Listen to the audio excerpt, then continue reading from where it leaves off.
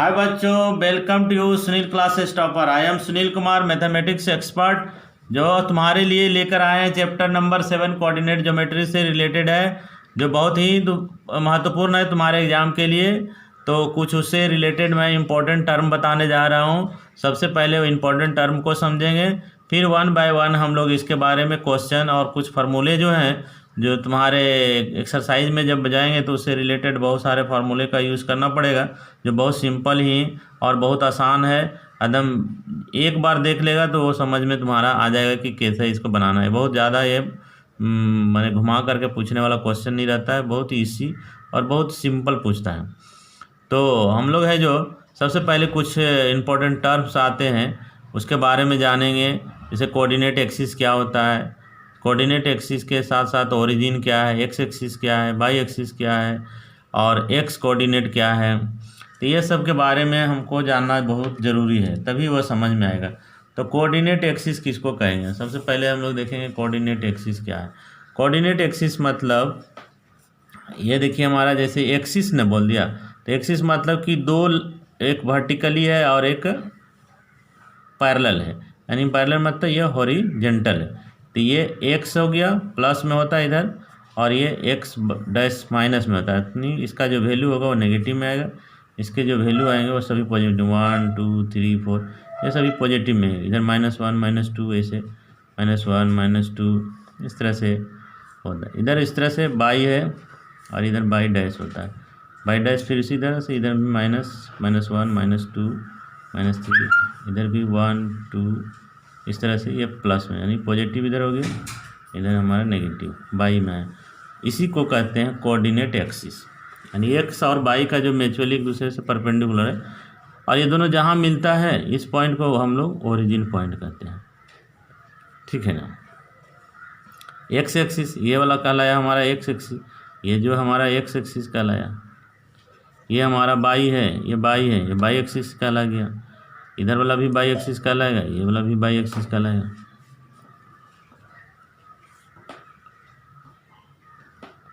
ये x axis कहलाएगा, negative है तो ये भी एक्स एक्सिस।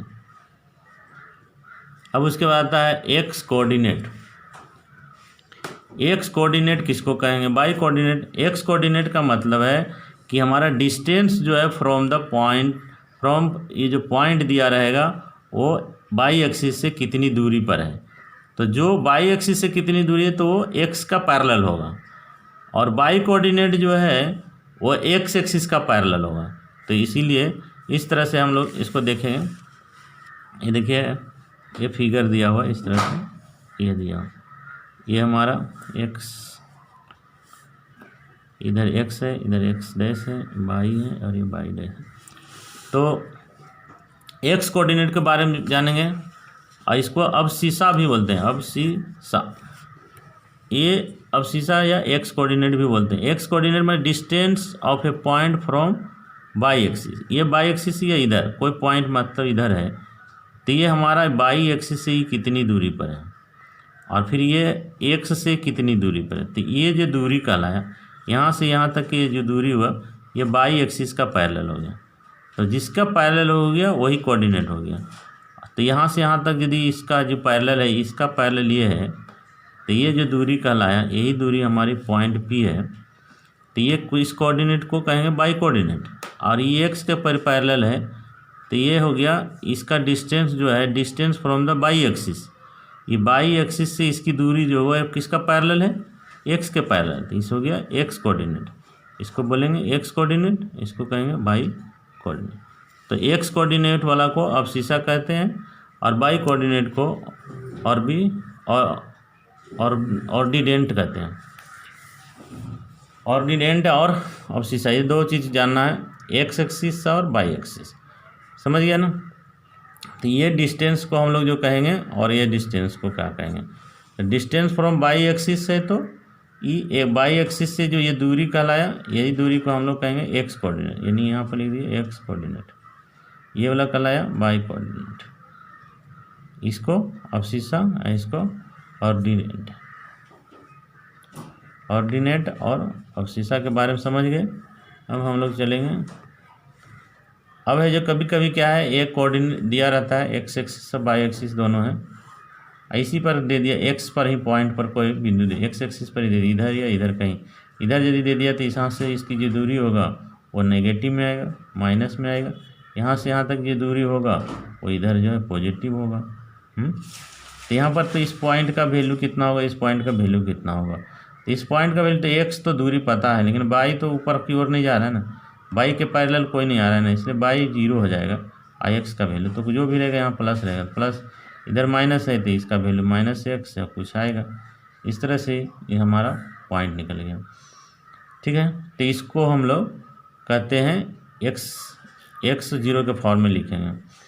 दूसरा है coordinate of the point of by axis, इस पर बाई पर कोई पॉइंट ले लेंगे, है बाई पर पॉइंट लेते इधर नेगेटिव में लो या पॉजिटिव में लो, कहीं भी लो, तो इसका बाई का तो दूरी मालूम है, यहाँ से बाई का दूरी तो पता है, लेकिन एक्स का दूरी नहीं पता है, तो इसलिए एक्स के जगह पर क्या हो जाएगा 0 और बाई हो गया। यानी बाई पर जब रहेगा तो बाई का वैल्यू निकालना रहेगा, एक्स का वैल्यू 0 मान दिया जाता है, एक्स का वैल्यू 0, बाई का वैल्यू निकालना रहता है। तो इस तरह से यदि पॉइंट दे दिया, ये अभी आएगा तुम्हारा उधर जब हम लोग बनाएंगे, तो इससे रिलेटेड क्वेश्चन बहुत सारा है ना, ये समझिए। अब बहुत इंपॉर्टेंट जो है हम लोग पढ़ने जा रहे हैं, क्वाड्रेंट किसको करना है। क्वाड्रेंट जो है, जब भी ये देखिए एक्स एक्सिस और वाई एक्सिस एक दूसरे को क्या करता है ना, ये एक दूसरे को जब एक दूसरे पर परपेंडिकुलर होता है तो इस तरह से 4 पार्ट में बट जाता है। 4 पार्ट में बट गया तो फर्स्ट क्वाड्रेंट इधर से जब भी हमको जब गिनती करेंगे तो ये यहाँ से शुरू होगा, फर्स्ट से एक्स और वाई दोनों पॉजिटिव होगा, और इसमें यदि सेकेंड में आया तो इसमें नेगेटिव एक्स होगा और वाई, हमेशा फर्स्ट वाला एक्स होता है, दूसरा है जो वाई होता है, तो एक्स नेगेटिव होगा, वाई पॉजिटिव होगा, इसमें दोनों नेगेटिव, एक्स और वाई दोनों नेगेटिव होगा। 4 क्वाड्रेंट में आएंगे तो वाई है जो नेगेटिव, एक्स है जो positive, X positive Y negative, इसी को कहते हैं हम लोग 4 पार्ट में टूट जाता है, इसको क्वाड्रेंट कहते हैं। उसके बाद आता है डिस्टेंस फार्मूला। डिस्टेंस फार्मूला में बहुत इंपॉर्टेंट चीज़ है, ये बहुत इंपॉर्टेंट फार्मूला है। इससे रिलेटेड क्या है, 2 पॉइंट दिया रहेगा और दोनों पॉइंट का दूरी निकालना है। ये 2 पॉइंट दे दिया आपको, एक पॉइंट ये है और ये बी पॉइंट है, इसकी दूरी निकाली। तो दूरी निकालने का बस एक ही फार्मूला है, इसी को डिस्टेंस फार्मूला कहते हैं। क्या करना है, इसका जो कोऑर्डिनेट है, इसका कोऑर्डिनेट एक्स वाला को एक्स से घटा दीजिए, एक्स माइनस x2 का होल स्क्वायर कर दीजिए और प्लस y1 माइनस y2 का होल स्क्वायर। इसको ऐसे भी लिख सकते हैं, रूट x2 माइनस x1 का होल स्क्वायर कर दीजिए प्लस y2 माइनस y1 का, और दोनों में से किसी को भी लिखे आपका दोनों का, इससे क्या है, इसकी दूरी निकल जाएगा। यानी x का कोऑर्डिनेट दिया हुआ है x1 और y1, इसका भी कोऑर्डिनेट दिया रहेगा x2 और y2, ठीक है ना। ये हो गया डिस्टेंस फार्मूला, वही हमने यहाँ लिख दिया, इसी फार्मूला को डिस्टेंस फार्मूला कहते हैं। यानी इसमें p और q लिया, तो ये p और q का दिया हुआ है तुम्हारा कोऑर्डिनेट, इसकी दूरी निकालना, ये फार्मूला, इसी फार्मूला को कहते हैं distance formula. Equidistance point, equidistance point मतलब कि कोई पॉइंट दिया हुआ, यही इसी में देखो, जैसे एक कोऑर्डिनेट दिया, इसका कोऑर्डिनेट, यहाँ कोई पॉइंट दे दिया, तो यहाँ से इसकी जो दूरी होगी, यहाँ से जो दूरी होगा और यहाँ से जो दूरी होगा, दोनों यदि बराबर हो गया तो हम इसको इक्विडिस्टेंस कहेंगे। यानी इस पॉइंट की जो कोऑर्डिनेट होगा दोनों से बराबर होगा, यानी इसको पी ए बराबर होगा पी बी, इसका दोनों वैल्यू निकालेंगे, इसी फार्मूला का यूज़ करेंगे। जैसे इस फार्मूला का यूज़ किया उसी फार्मूला, और दोनों बराबर हो जाएगा तो हम कहेंगे पॉइंट पी है जो इक्विडिस्टेंस, दोनों का वैल्यू बराबर, यानी पी का वैल्यू और ये पी बी का वैल्यू, दोनों का वैल्यू जब निकालेंगे तो मान लीजिए 3 आया, भी 3 आया, तो दोनों इक्विडिस्टेंस है ना, तो उसका वैल्यू निकालेंगे, ये फार्मूला का, इसी फार्मूला का यूज़ करेंगे, तो इसको इक्विडिस्टेंस कहते हैं। फिर थर्ड पॉइंट आता है हमारा 12 में कोलिनियर।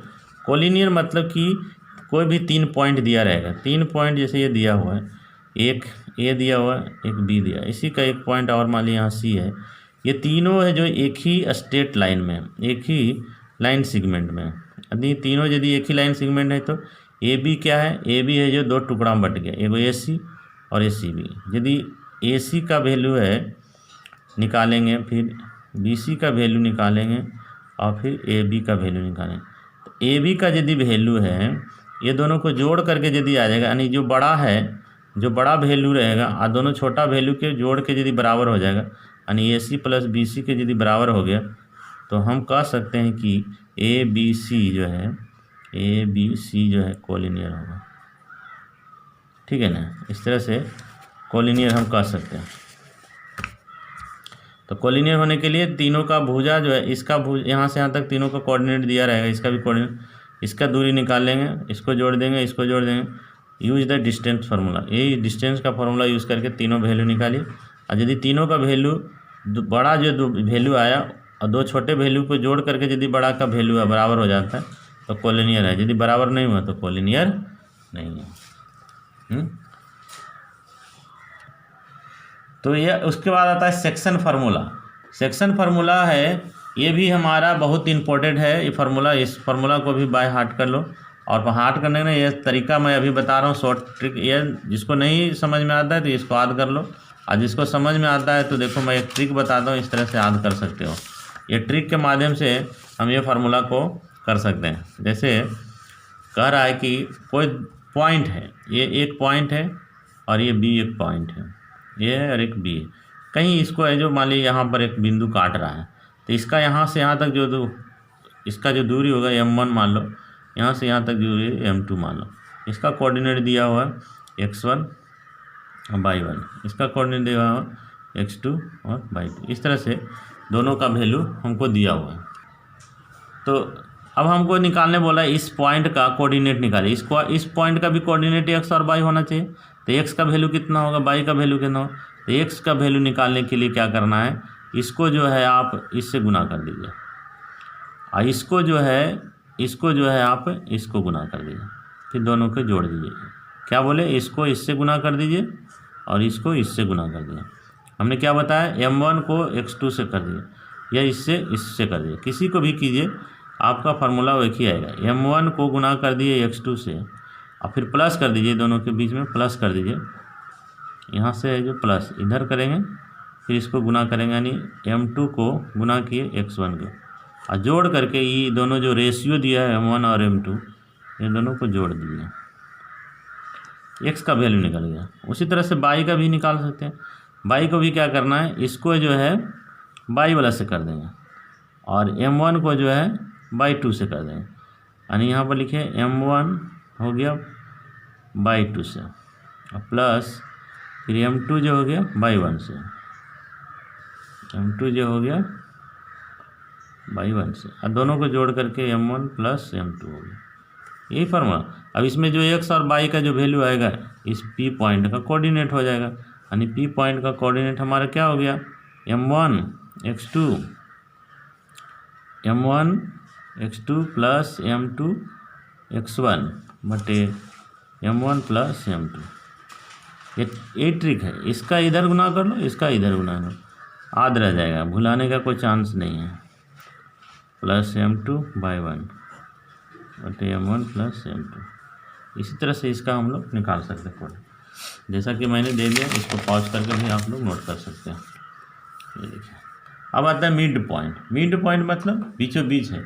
यदि M1 और M2 का रेशियो यदि 1:1 का रेशियो है, यदि M1 और M2 का रेशियो 1:1 है, यानी बीचों बीच में है, तभी ना 1:1 होगा, यानी M1 और M2 का वैल्यू दोनों का 1:1 होगा। इसका मतलब P क्या हो गया, मिड पॉइंट हो गया। तो मिड पॉइंट हो गया तो M का वैल्यू सब में M का 1 बैठा दीजिए।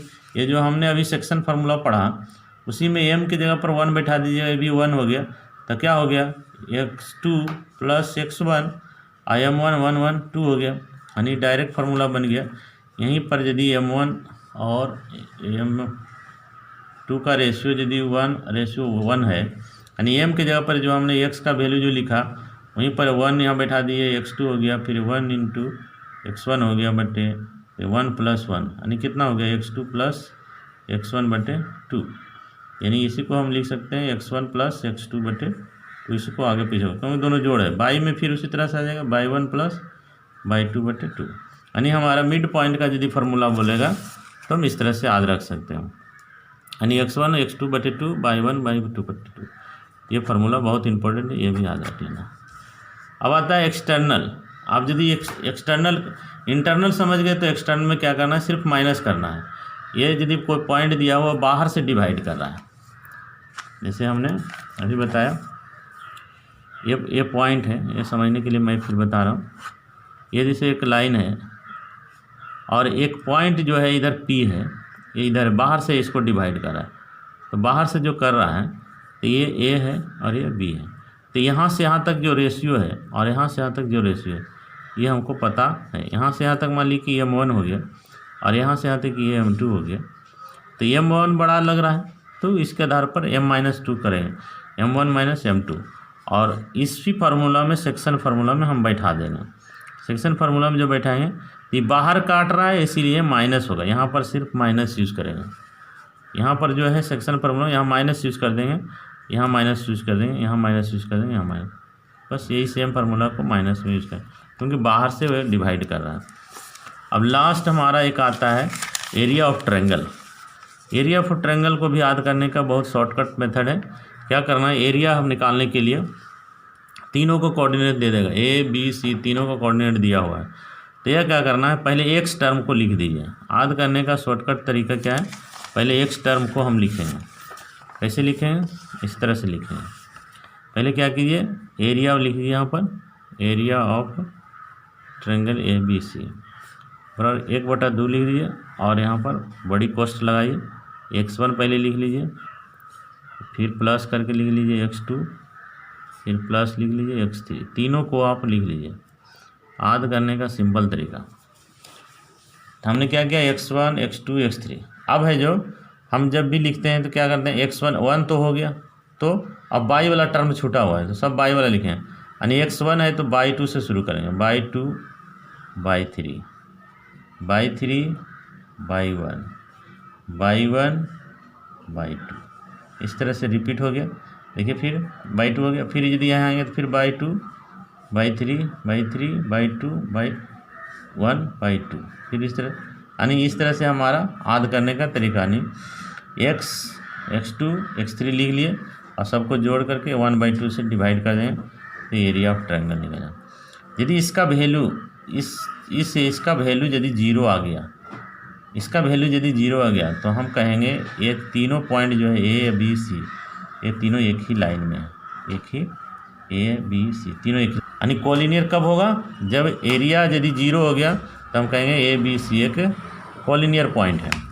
हमने यहाँ लिख दिया है, यदि area of A B C यदि 0 है तो हम A B C को कोलिनियर कह सकते हैं। और ये फार्मूला इस तरह से ये हमने महत्वपूर्ण पॉइंट्स को डील कर लिया है। अब है जो कुछ इससे रिलेटेड क्वेश्चन है जो मैं नेक्स्ट वीडियो में बताऊंगा, है ना। ये तुम्हारे लिए बहुत इंपॉर्टेंट है, इसको ज़रूर देखना। और जो मेरा चैनल को नहीं सब्सक्राइब किया है वो सब्सक्राइब करना मत भूलना, तो ज़रूर सब्सक्राइब कर दो, बेल आइकन को दबा दो और लाइक करो। लाइक करेगा तो तुम लोग को फ़ायदा होगा और साथ साथ मेरा मोटिवेशन भी मिलेगा, मैं और अच्छा से इसको वीडियो बनाऊंगा जो तुम्हारे लिए बहुत ही महत्वपूर्ण होगा। Okay, thank you. मैं नेक्स्ट वीडियो में मिलता हूँ, धन्यवाद।